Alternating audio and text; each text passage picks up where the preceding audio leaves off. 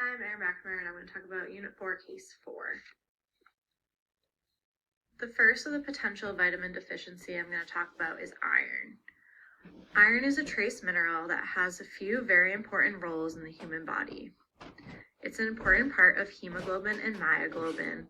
Both are involved in the carrying and delivering system of oxygen to the tissues and muscles, and iron is located at the center of the heme group.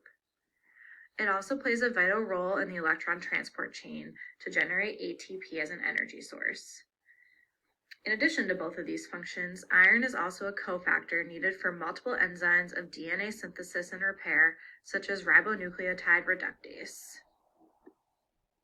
Having an iron deficiency will cause anemia from having lower amounts of hemoglobin formed. Decreased iron levels lead to DNA damage and instability. Symptoms would be fatigue, weakness, pallor, shortness of breath, dizziness or lightheadedness, tachycardia. It could also cause brittle hair and nails, cold extremities, inflammation of the tongue, or pica, which is the craving of non-food items.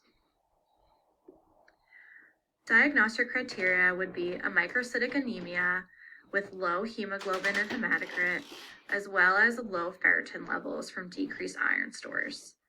Iron deficiencies are most often caused by blood loss, or from decreased iron intake from the diet, or from decreased absorption of iron. The patient in this case study states that she has had no darker bloody bowel movements and no other signs of blood loss. Although it would be important to find out about her dietary intake of iron, it seems less likely that this would be the deficiency causing her presentation.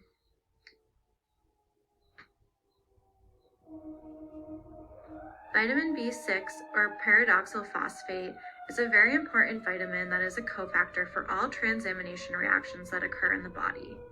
Transamination reactions are vital for moving ammonia from amino acids to keto acids.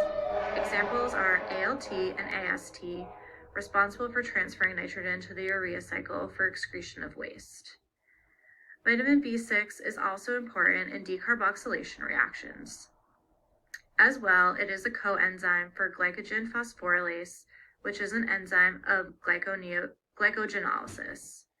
Vitamin B6, therefore, plays an important role in glucose metabolism between glycogenolysis and transamination reactions, providing substrates for gluconeogenesis.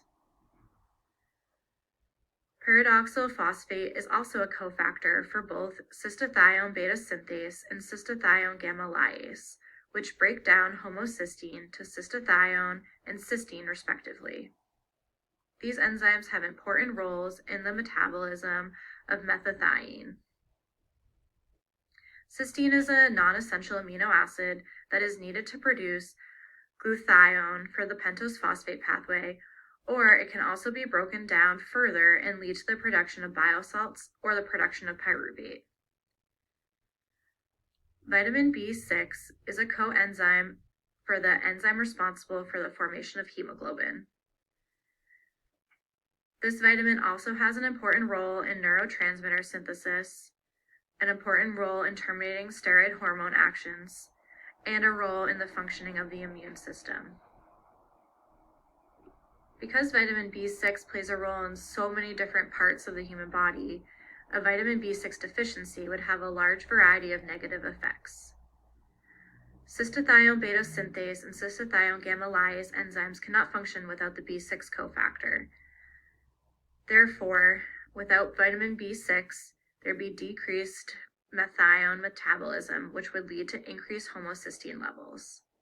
High levels of homocysteine can cause cardiovascular and neurological problems, leading to tissue damage, clots, stroke, or heart damage.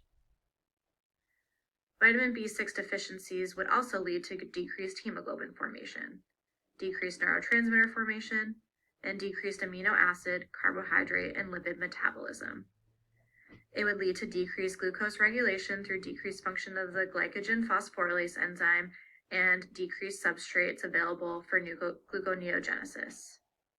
It would also leave the patient with a weakened immune system. Fortunately, vitamin B6 deficiencies are rare in developed countries that people are able to achieve an adequate diet. They most often occur along with folic acid or vitamin B12 deficiencies. It is, however, a more common problem with alcoholism, malnutrition, malabsorption disorders, in pregnancy, or with renal failure.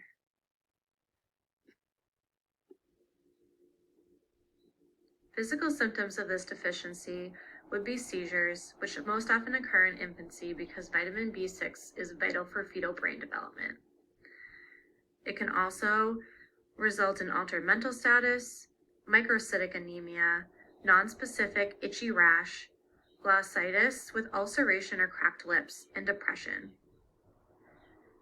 Toxic high levels of vitamin B6 would be nausea, heartburn, as well as neuropathy with decreased sensation and poor balance. Along with the symptoms just discussed, a diagnosis of vitamin B deficiency would be made from a serum pyridoxal phosphate measurement. Unfortunately, not all labs have this test available. Another test that could determine this deficiency would be to give a bolus of tryptophan and then measure the urinary excretion of xanthoretic acid. High levels of xanthoretic acid would indicate a deficiency due to the inability to convert tryptophan to niacin. Another test that could be done would be to measure the erythrocyte transaminase activity or urinary pyridoxal acid levels. Although this deficiency has more similarities to the patient in the case study than the iron did, it still does not fit as well as the next vitamin deficiency we're going to talk about. Vitamin B12 or cobalamin plays important roles in protein synthesis, methylation, and DNA synthesis.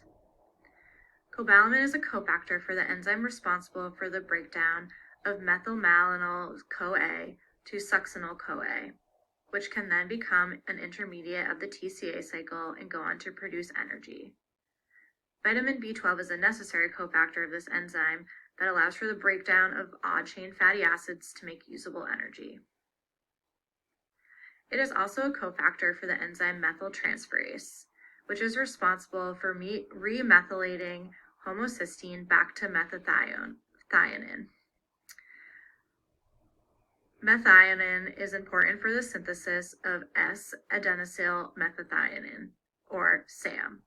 SAM plays a role in many high-energy processes and is constantly in high demand, but is especially important in the formation of purines and pyrimidines needed for RNA and DNA synthesis.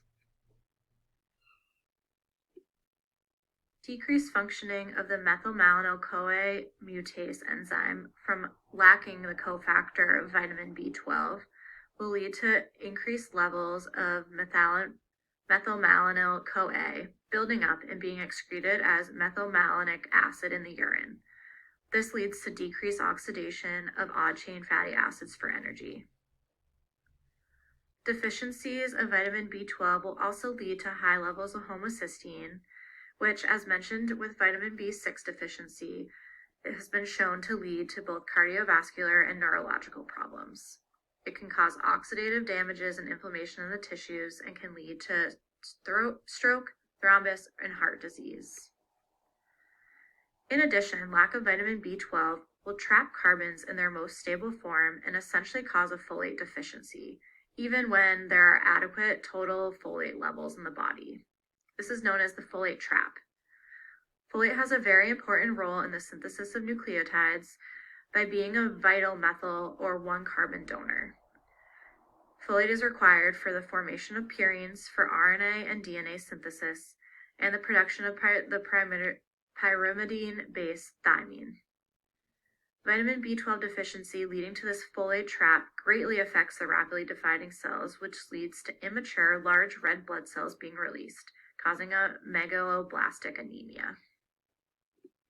The patient in this case study is a 58-year-old woman with 6 months of progressive fatigue and weakness. She's experiencing shortness of breath, mild diarrhea, intermittent numbness and tingling of the lower extremities, along with decreased sensation to light touch and vibration, loss of balance when walking. She has pale mucous membranes and a beefy red tongue. She's tachycardic with a systolic murmur, and she has a low hematocrit.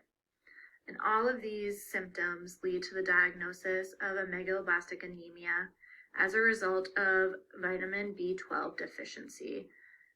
And on the next slide, I'll go into the reasons why this is a result of a vitamin B12 deficiency specifically.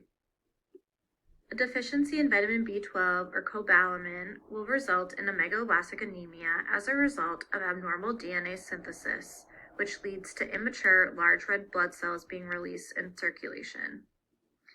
Decreased functional red blood cells means that less oxygen is reaching the tissues in the body.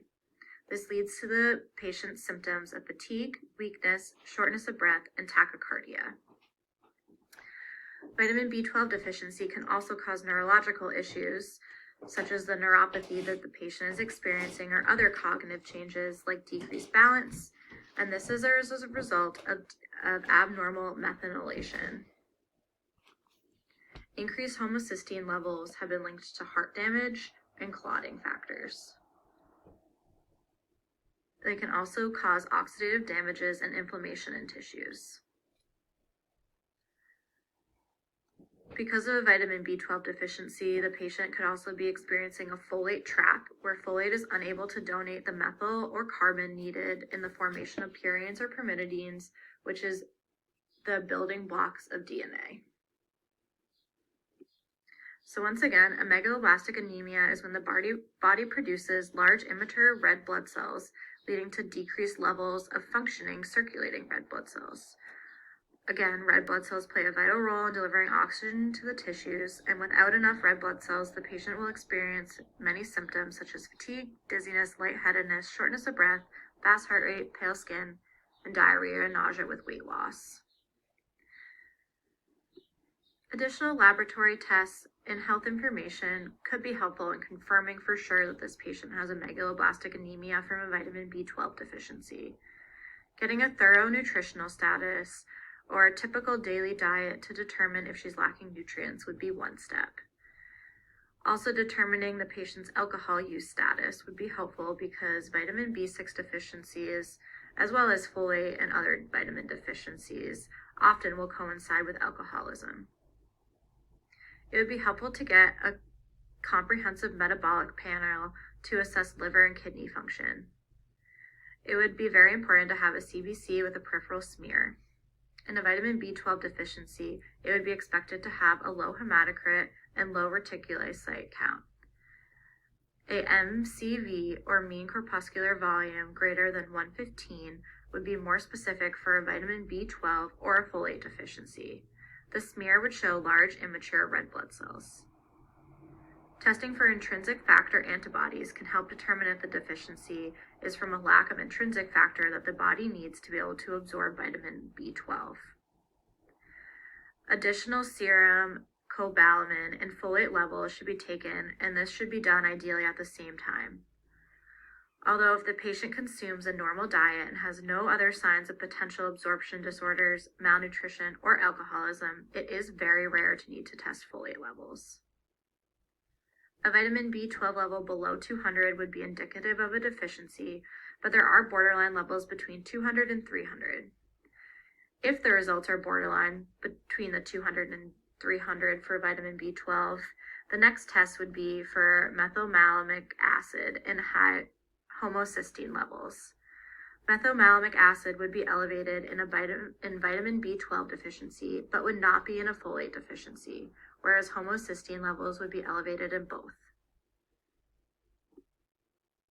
Treatment options for a vitamin B12 deficiency would be dependent on if the deficiency was related to a lack of intake from the diet.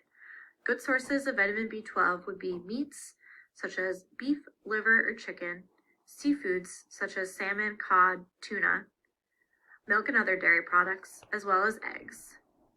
Especially because this patient was experiencing neurological symptoms, she may need vitamin B12 injections to help raise her levels or to take tablet supplements. If the cause was not from a dietary intake, she may need supplementation from injections or pills for the rest of her life.